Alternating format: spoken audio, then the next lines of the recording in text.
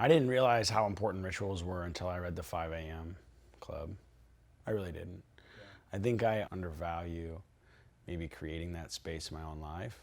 Sometimes I get too much as a freedom junkie. I'm like, I'm just gonna do whatever I feel like doing, and in all reality, that's not gonna serve me.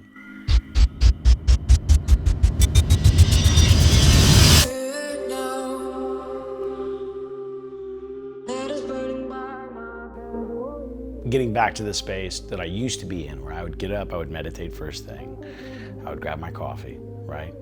And then I would, start the normal stuff. Take your vitamins, get dressed, brush your teeth, that kind of thing. Yeah, let's talk about rituals and the people who have a message around rituals. Ritual space. Joe Dispenza's one. He's a monster. Thanks for being here.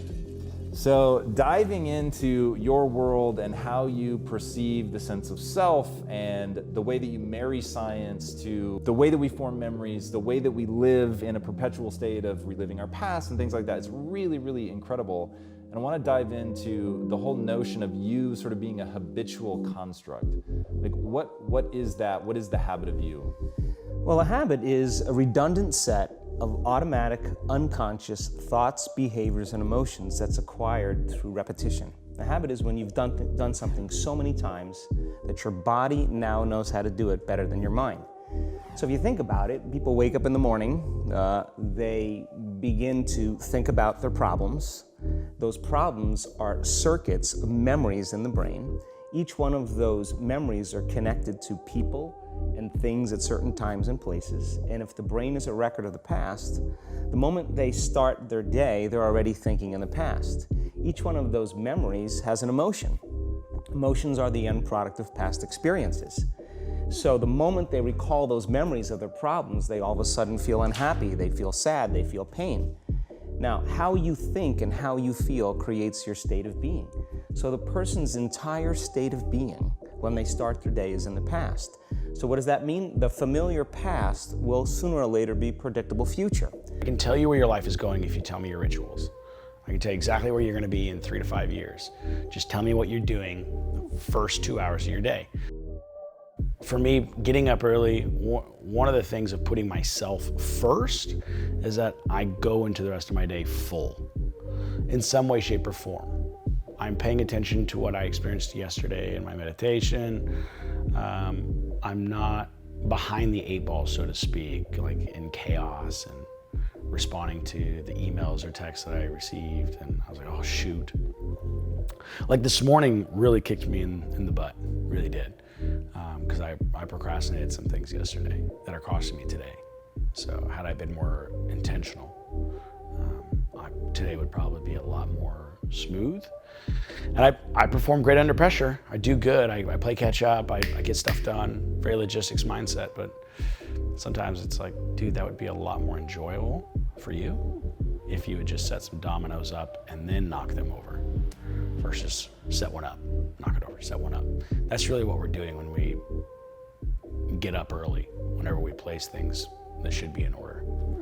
So if you believe that your thoughts have something to do with your destiny, and you can't think greater than how you feel, or feelings have become the means of thinking, by very definition of emotions, you're thinking in the past.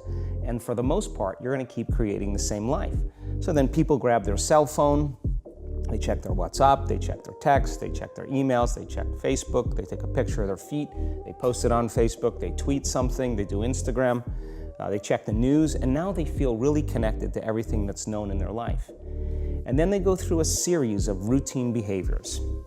They get out of bed on the same side, they go to the toilet, they get a cup of coffee, they take a shower, they get dressed, they drive to work the same way, they do the same things, they see the same people, they push the same emotional buttons, and that becomes the routine, and it becomes like a program.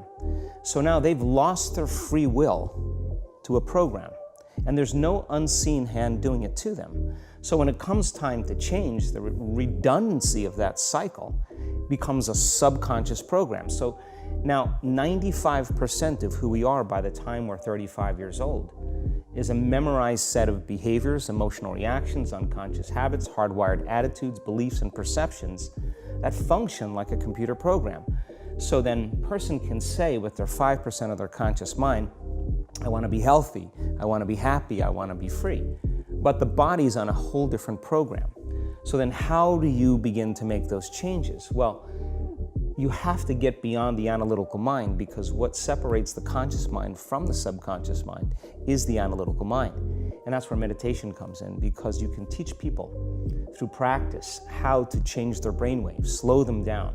And when they do that properly, they do enter the operating system where they can begin to make some really important changes. Meditation, I believe, puts you in that space to where you're creating intentionally, not reacting to the chaos or other people's drama or life in general. Because, like no matter what you do today, you're going to have a certain amount of things come at you, right? So the idea of meditation is creating your experience prior to that and what you carry into those moments of time. If we would learn to pay attention to where we actually are in the moment, we wouldn't need to shift so intensely, and it wouldn't be so hard and like a drudgery, So one of my friends I was talking to the other day, I said, they were just telling me about how sometimes things take 2 and 3 days in order to feel. And I'm like, that's not good. Like, you are so conditioned to literally avoiding the emotions that your body's feeling and holding on to, that you don't respond until you're about to hit a bridge embankment. You know what I mean? Like, that's not good. So they were owning that, and they were putting things in place in order to push pause in the middle of their day and just walk out and sit literally in silence for 10, 15 minutes in the middle of their shift or something like that. That kind of thing. That's you know what I mean? cool, yeah, that's a really cool message right there, is to like, don't allow yourself to wait 3 days to feel something. This is huge with you talking about pausing and whatnot. Who has inspired you to recognize that kind of message? And then It was kind of a sales methodology we used to have with our clients. We still kind of do in my primary business, and that's the art of pushing pause. Where'd you learn that? Gosh.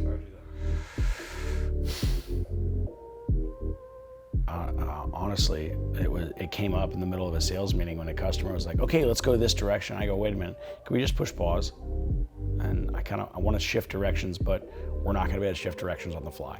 We need to stop our momentum and reconsider what this route will do. And I think over the years of being involved in psychodrama therapy or in trauma training, whatever it is, like, you're watching these practitioners invite people into their body and go, hey, just close your eyes and breathe. Good Lord, if that's not pausing, I don't know what is. So you're not looking, you're not responding, you're not doing anything. You're literally pausing and just being. I think as humans, if we would learn the art of being, doing would be so less tedious and require so much less effort. Because out of our being, we do. So if you can focus on your being, everything else is going to come different. That's kind of hard to grasp. I know it sounds broad stroke, right? But our being is our identity, not what we do. So every issue is an issue stemmed from your identity in your life. Any issue, any conflict is an identity issue. It could be from one party or the other. So I don't want to go too far down a rabbit hole, but really inner healing, leadership, quote, work is all about your being, who you are at the core. What you do is how that being shows up, manifests to the rest of the world. So the art of pushing pause, being still, you're going back to being instead of doing. Paying attention to our being, our inner self, even our conscious mind, that's a really big deal. And when you get people to start flexing those muscles, it's kind of like doing your first 100 burpees. I mean, it's painful.